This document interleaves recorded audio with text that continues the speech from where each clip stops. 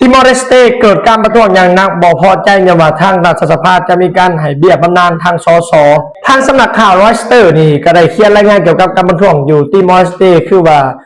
แต่เริ่มที่ทางรัฐสภานี่มีมติว่าจะให้เบี้ยเลี้ยงบำนาญตลอดชีวิตทางสส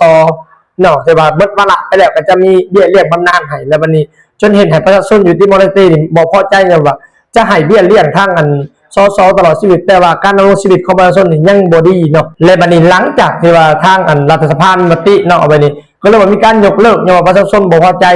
เพราะว่าทางประชาชนก็แนมว่าจะให้เบี้ยเลี้ยงตลอดชีวิตทางนี่มันบ่สอดคล้องกับเศรษฐกิจของประเทศเนาะเพราะว่าทางประเทศนี่ก็ทางประชาชนนี่ค่าครองชีพหรือว่าค่าเบี้ยเลี้ยงของประชาชนนี่ก็ยังมีความลำบากยากแค้นเนาะเลยให้ทางประชาชนได้มีการลงถนน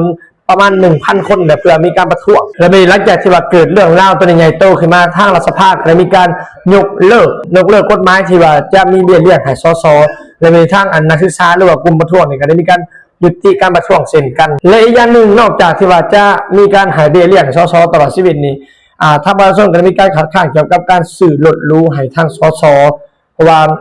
ทางรัฐสภาก็จะมีการซื้อรถบริประจำตำแหน่งของสสอะไรถือว่าเป็นจำนวนที่ว่าสูงแต่ทางประชาชนก็ว่าบ่พอใจกันเลยว่ามีการทั่ว